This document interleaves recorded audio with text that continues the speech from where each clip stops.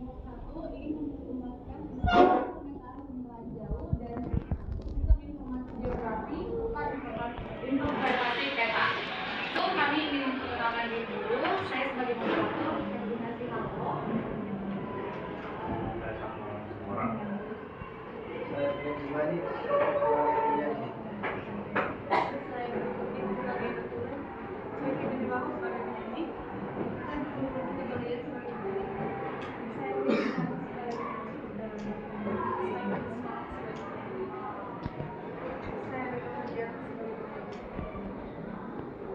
Jadi untuk teman-teman sekalian silakan menyaksikan apa itu peta. Jadi peta adalah gambaran unsur dan atau gambaran manusia yang berada di atas permukaan bumi dan digambarkan pada bidang datar dengan proyeksi tertentu dalam ukuran yang terkecil dan kebenarannya dapat dipertanggungjawabkan. Jadi peta ini adalah gambaran atau gambaran ruang yang digambarkan pada suatu bidang datar yang sebenarnya fungsinya itu untuk menggambarkan agar kita mampu melihat secara dua dimensi. Jadi kita tahu sebenarnya kadang kan kita berpikir bahwa peta itu selamanya dari atas atau yang hanya tampak dari permukaan bumi. Tapi berdasarkan penelitian dari peta yang kita coba tadi, bahwa sesungguhnya peta itu juga menggambarkan apa yang ada di bawah dari permukaan bumi. Jadi mungkin ada bangunan-bangunan atau bunker itu sebenarnya bisa dipetakan dan mungkin juga kawan-kawan berpikir bahwa peta karena kita sering melihat Google Maps, jadi kita melihat bahwa peta itu yang dilihat dari atas. Jadi selamanya itu dari atas. Namun pada kenyataannya ada juga peta yang dipetakan itu seperti ruang bunker itu. Jadi bunker itu nggak mungkin nggak dipetakan dari sana karena bagian atas itu tertutup. Jadi itu dipetakan langsung menurut gambarnya. Jadi bisa selamanya dari atas. Jadi bagian dari yang ada di bawah sana pun juga mampu dipetakan. Yang kedua,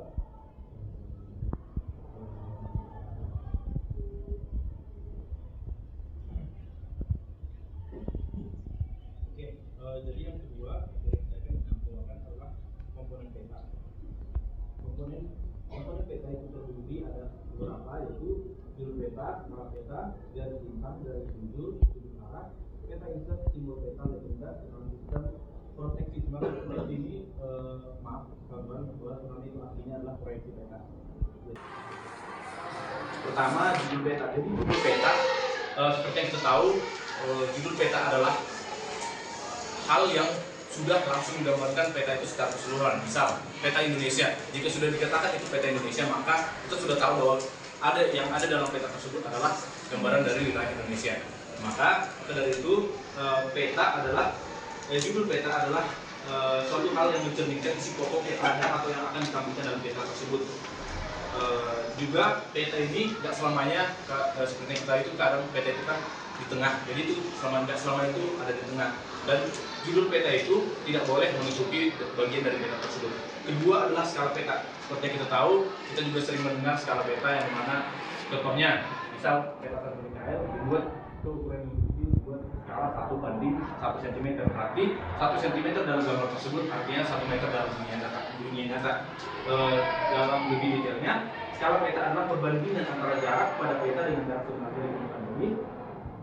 Jadi buat kawan-kawan juga terdapat 3 jenis skala, yakni skala garis, skala tebal, dan skala tebal. Skala ini itu yang kali buat peta sebenarnya dari ukuran pada peta asli atau pada dunia nyata. Ketiga adalah garis lintang. Garis lintang adalah garis imajiner yang melintang terhadap suhu dari barat ke timur.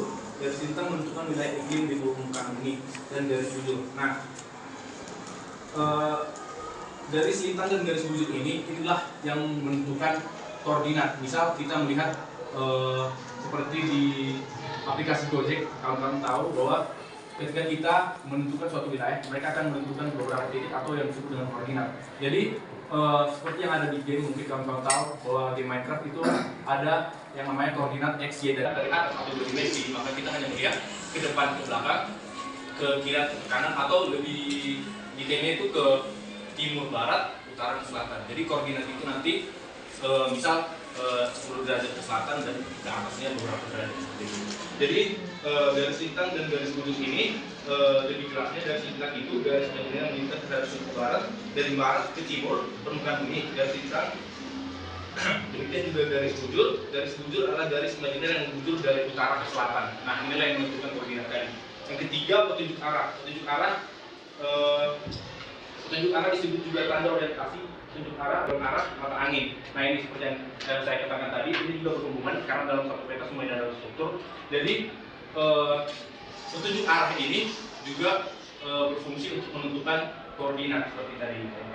Yang ketiga adalah peta insert. Peta insert adalah gambar yang ada yang tercantum di luar peta utama, tapi masih termasuk dalam garis bentuk peta ukuran yang lebih kecil, digunakan untuk memperjelas suatu informasi pada peta utama. Jadi mungkin kawan-kawan juga pernah lihat bahwa di peta itu ada peta kecilnya. Nah, ini sebenarnya berfungsi untuk menentukan di mana sih letak wilayah yang dipetakan ini. Misal peta Indonesia. Nah, insertnya nanti dibuat lebih kecil. Nah, di atasnya nanti, jadi dari insert itu kita tahu sebenarnya Indonesia ini berada di mana. Di atasnya negara apa, di bawah negara apa. Seperti itu. Nomor 7 adalah yang ketujuh adalah simbol peta. Simbol peta adalah simbol yang digunakan untuk menggambarkan sesuatu pada peta, misalnya menggambarkan lokasi kota atau jalan. Jadi simbol-simbol ini pasti kalau sedang belajar geografi pasti kawan-kawan sudah tahu simbol-simbol seperti mungkin gunung atau mungkin ibu kota mungkin. Nah, itu sebenarnya mungkin simbol-simbol untuk memperjelas apa sih yang ada terletak pada suatu titik atau pada koordinat peta tersebut. Yang ke-8 adalah legenda. Legenda adalah kumpulan keterangan tentang simbol-simbol yang ada pada suatu peta. Nah, ini juga berhubungan pada simbol peta yang tadi, yang dimana legenda ini memperjelas seperti yang tadi saya bilang itu, bahwa misal bintang itu memperjelas ibu kota. Nah, nanti di legenda dijelaskan bintang itu intinya apa, itu lambang dari apa. Gitu. Jadi selanjutnya adalah keterangan sistem proyeksi peta. Nah, proyeksi peta adalah teknik pemindaian dari bentuk lengkung bumi ke bidang datar. Proyeksi dibutuhkan untuk memindahkan bidang bulat menuju ke bidang datar terhadap 3 dimensi proyeksi yang digunakan. Nah, ini untuk membuat gambar seperti yang pernah kita buat juga, seperti kemarin kita membuat model kota. Nah, itu kan kita harus membuat dari 3 dimensi ke 2 dimensi. Jadi kita harus menentukan sebenarnya bangunan itu tinggi atau rendah. Nah, ada juga di beberapa PT itu kan dikasih warna. Nah, itu warna itu untuk memperjelas gimana ketinggiannya, atau laut dia semakin biru semakin dalam seperti itu. Jadi demikianlah presentasi yang bisa saya sampaikan. Untuk dan fungsi peta. Pada umumnya itu menunjukkan suatu wilayah atau suatu kota di dalam di atas permukaan kertas. Ya, dan selanjutnya yaitu menunjukkan jarak lurus satu tempat dengan tempat lainnya yang terdapat di permukaan bumi.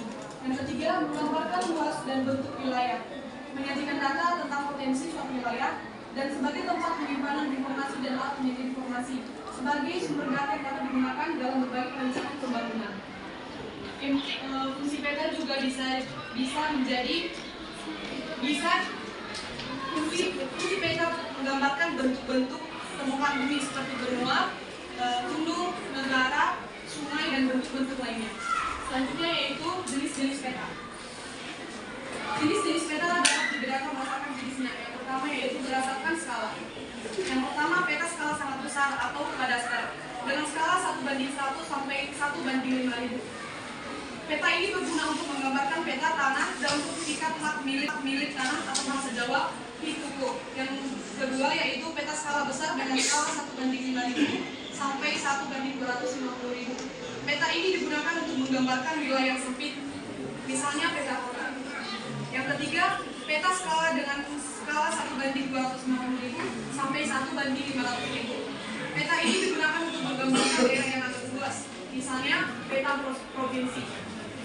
Yang ketiga, peta skala dengan skala 1:200. Yang keempat, peta skala kecil dengan skala 1:500.000 sampai 1:1 juta. Peta ini digunakan untuk menggambarkan wilayah yang cukup luas, misalnya menggambarkan suatu negara. Yang kelima, peta skala sangat kecil dengan skala lebih dari 1:1000. Peta ini disebut juga sebagai peta skala geografi. Peta ini digunakan untuk menggambarkan benua atau dunia. Yang kedua, berdasarkan isi atau keadaan objek. Dapat juga dibagikan beberapa bagian lagi. Yang pertama itu peta umum. Peta ini merupakan peta yang menggambarkan relief permukaan bumi yang ditandai adanya garis kontur. Yang kedua, di antara garis kontur dapat dibuat garis kontur di pertengahan atau biasanya dengan tanda titik-titik dapat dibagi 5 atau 10 interval. Garis kontur yang bergerigi menggambarkan daerah tersebut menjadi depresi puncak. Garis kontur yang menggambarkan garis pantai diberi tanda angka 0 atau meter. Sedangkan yang menunjukkan kedalaman dasar laut atau sebagainya diberi tanda negatif atau minus. Yang kedua, peta geografi merupakan peta yang menggambarkan seluruh atau sebagian permukaan bersifat umum dengan skala sedang. Yang ketiga yaitu data yang disajikan berdasarkan isi.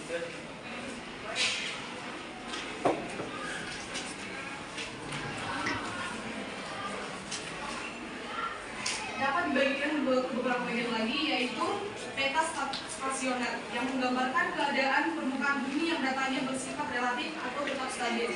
Contohnya peta geologi dan peta jenis tanah. Yang kedua, peta dinamis menggambarkan keadaan permukaan bumi yang datanya bersifat selalu berubah atau dinamis. Contohnya peta kepadatan penduduk dan peta penggunaan lahan. Beberapa satelit yang diluncurkan untuk berbagai kepentingan seperti masalah sumber daya alam, lingkungan, dan keadaan atmosfer. Berdasarkan ketinggian terbangnya, wahana dibagi menjadi 3. Yang pertama, pesawat terbang rendah sampai menengah. Pesawat ini ketinggian pendaratannya sekitar 1000 sampai 9000 meter, menghasilkan citra foto atau foto udara. Yang kedua, pesawat terbang tinggi. Pesawat ini memiliki ketinggian pendaratan sekitar 18.000 meter, menghasilkan foto udara dan multispektral scanner data. Yang ketiga, satelit. Sebuah wahana dengan ketinggian 400. Perhatian dari teman-teman kalian. Yang ketiga, satelit. Sebuah wahana dengan ketinggian sekitar 400 km sampai 900 km menghasilkan citra satelit. Komponen yang kelima, yang keempat, yang kelima, perolehan data. Oke. Komponen ini perolehan data dapat dilakukan dengan cara manual, yaitu dengan interpretasi secara visual. Selain itu, dapat pula dengan cara numerik atau digital, yaitu dengan menggunakan komputer. Komponen yang ke-6, penggunaan data. Penggunaan data meliputi orang, lembaga atau pemerintah yang memanfaatkan hasil pencitraan jauh tersebut. Membahas tentang sistem informasi geografi. Ke sesi pertanyaan.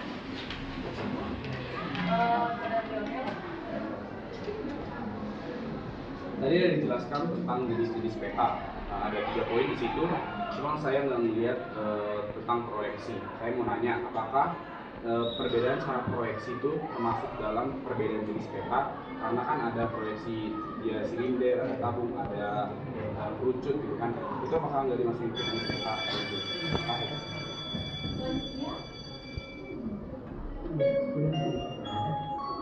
Jam pelajaran kedua segera dimulai. Apakah cara proyeksi peta termasuk ke perbedaan jenis peta? Jam pelajaran kedua segera dimulai. The second lesson.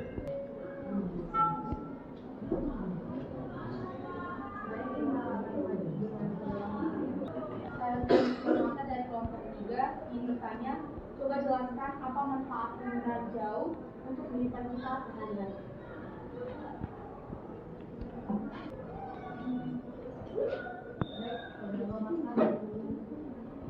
Saya maka dari kelompok 3, saya bertanya kepada kelompok 1, apa saja yang bisa dijadikan objek sebagai apa saja yang bisa dijadikan objek pendengar jauh.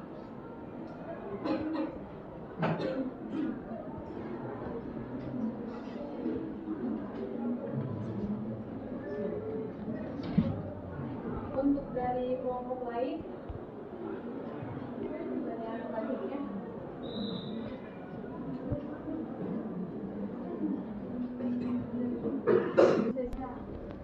Pada saat-saat menjelaskan tentang kayak skala gitu kan tadi saya bilang ada 3 jenis skala.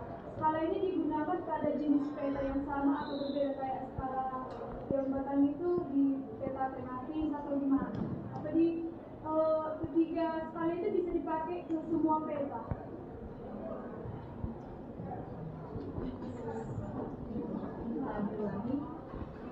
Apakah 3 jenis skala itu digunakan ke semua peta atau berbeda peta?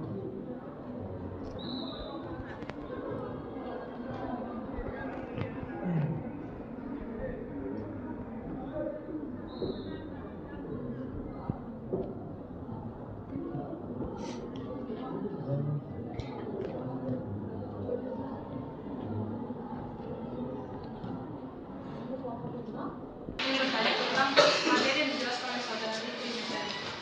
Jadi menurut isi kan peta menurut isi ada peta umum. Peta umum dibagi dua, apa itu?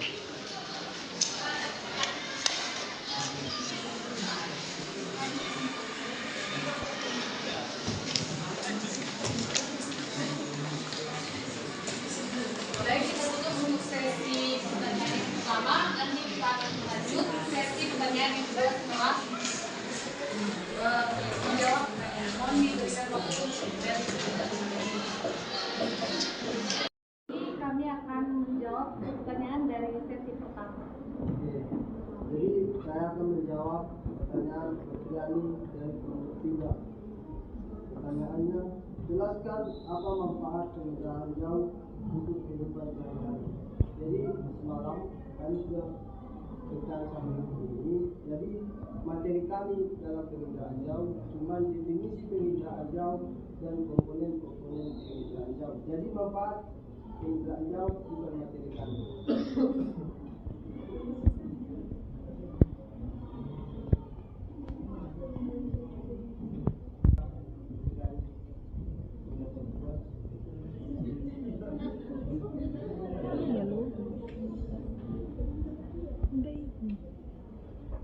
Saya ulang sekali lagi. Pertanyaannya, jelaskan apa manfaat penginderaan jauh untuk kehidupan sehari-hari. Semalam kami sudah bertanya kepada ini sudah benar. Jadi materi kami tentang penginderaan jauh cuma definisi penginderaan jauh dan komponen-komponen penginderaan jauh. Jadi manfaat bukan materi kami. Sekian dan terima kasih. Kan definisi penginderaan jauh, artinya kan di definisi itu pasti juga ada manfaat. Terima kasih. Jadi itu bukan materi kami. Jadi komponen. Karena sudah kasih tanya sudah bukan. Jadi cuma materi kami definisi dan komponen-komponen. Terima kasih. Tadi seperti Romarta, pertanyaannya kan di luar materi kalian. Ibu Mary langsung menyanggah pertanyaan dari Romarta. Berarti materi saya, pertanyaan saya bisa dong kalian jawab. Berarti bukan kamera personal. Terima kasih.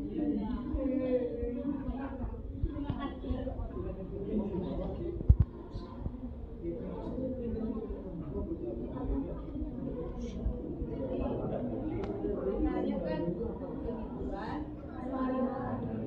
ada poin tertentu untuk lingkungan itu kan sudah ada untuk kooperatif ya, manfaatan kehidupan dan kesehatan ya kan.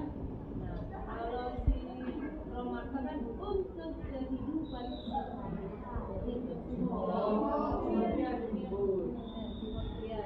gimana tanggapan kalian? Gitu.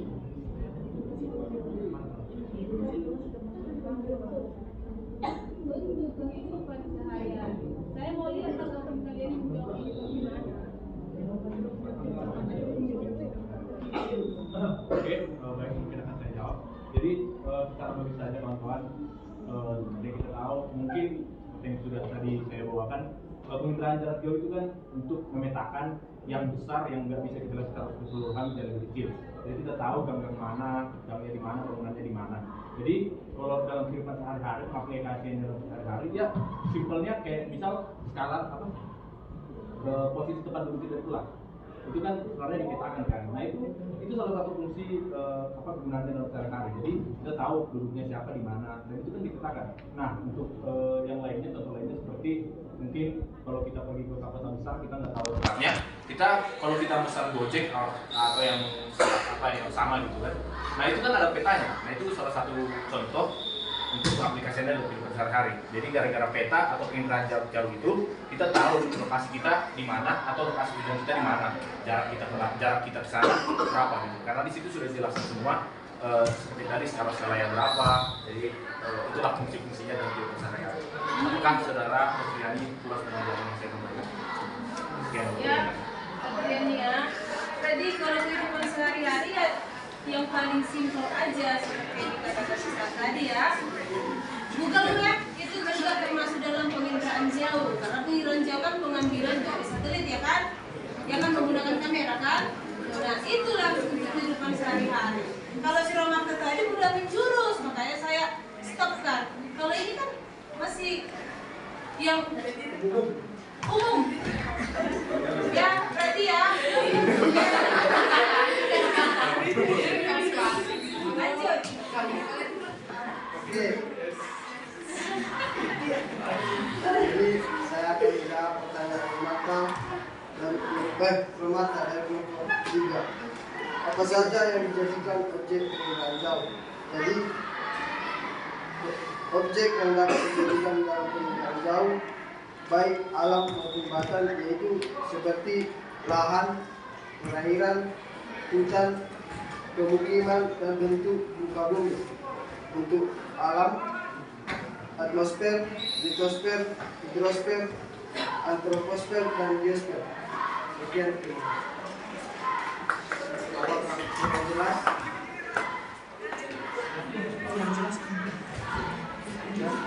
Terima kasih.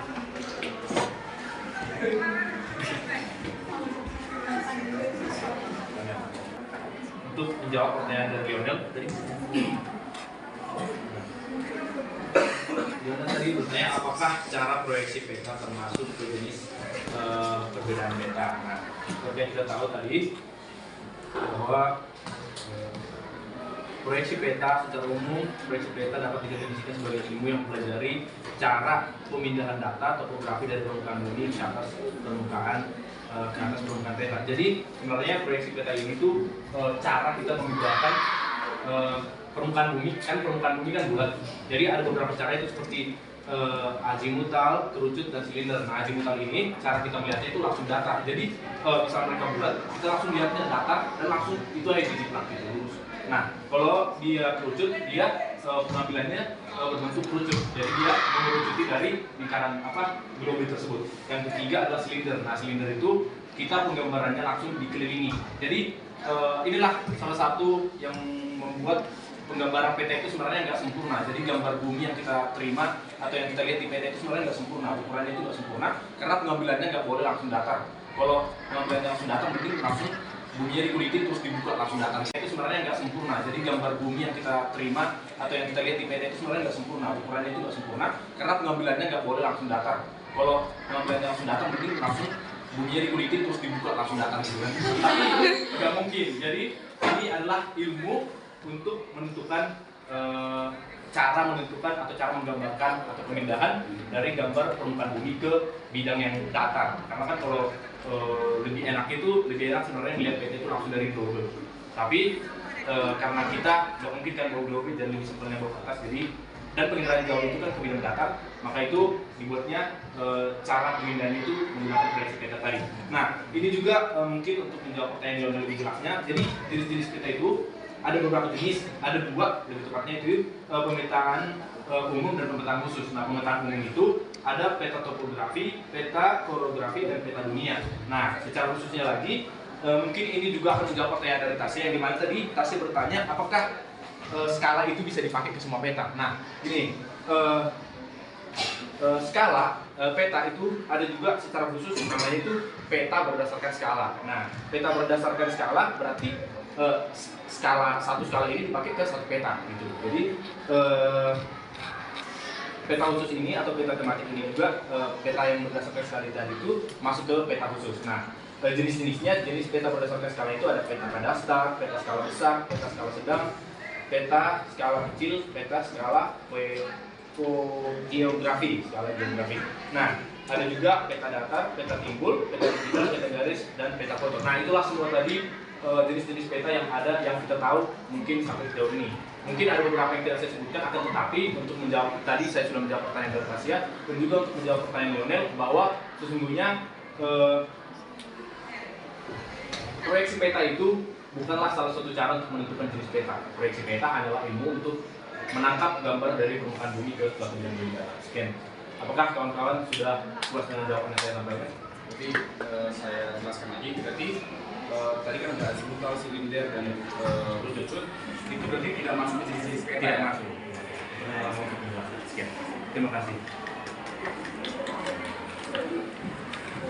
Yang pertanyaannya itu peta umum terbagi dua, apa saja itu? Yang pertama yaitu peta topografi, merupakan peta yang menggambar relief permukaan bumi yang ditandai adanya garis kontur. Yang kedua, peta tematik.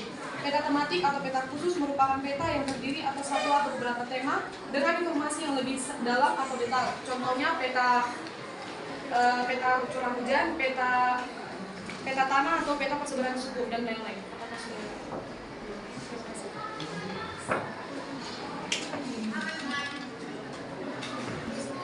Oke, sekarang kita akan membuka pertanyaan sesi kedua. Apakah skala yang tertera di peta itu adalah ukuran pasti di dunia nyata atau ada margin of error atau ada beberapa kesalahan yang bisa ditolerir?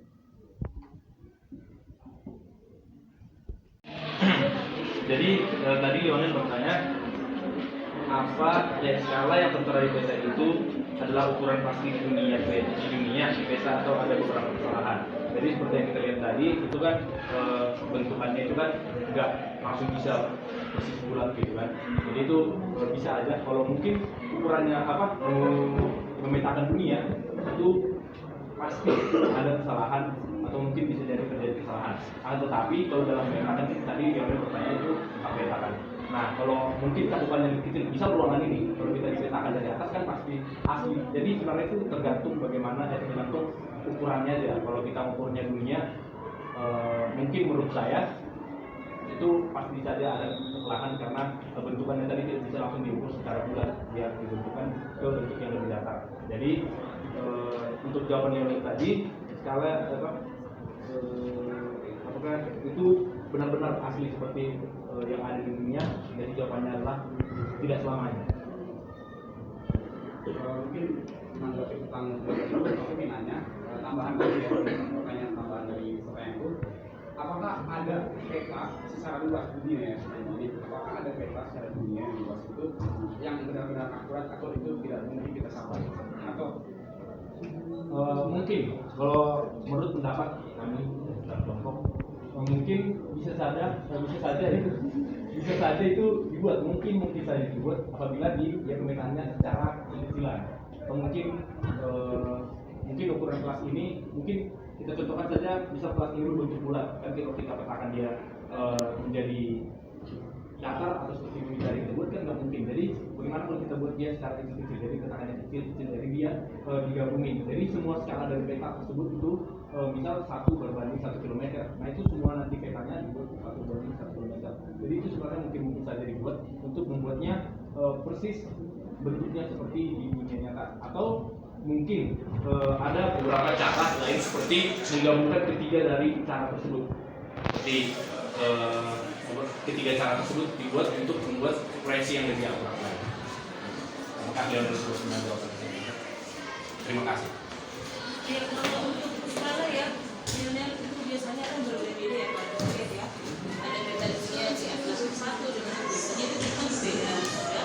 Kembali lagi ke proyeksi yang tadi. Karena bumi itu nggak bisa secara keseluruhan kita ambil dalam satu metode. Jadi kan ada 3 metode tadi ya, azimut, ada dia ya, lalu ada juga dia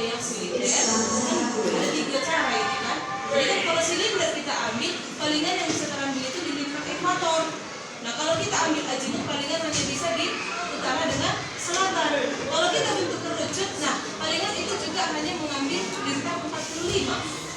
Jadi kan agak susah ya, makanya berbeda-beda skalanya. Kalau yang akurat, ya kalau dia untuk pemetaannya tidak terlalu luas, dan itu mungkin yang bisa lebih akurat. Tapi kalau dunia saya rasa enggak. Ya, oke seperti itu ya Leonel ya. Sekian dari presentasi kami. Mohon maaf atas kesalahan dan kekurangan yang ada di kelompok kami. Sekian dari kami. Jika ada saran dan kritik boleh diberikan. Boleh kasih saran? Ya, sarannya mungkin bisa lebih ini ya, bervariasi orang yang menjawab ya, jangan satu doang, yang cuma segi doang. Soalnya akan luas kan, kayak ada ya itulah. Terima kasih. Masih ada? Ya,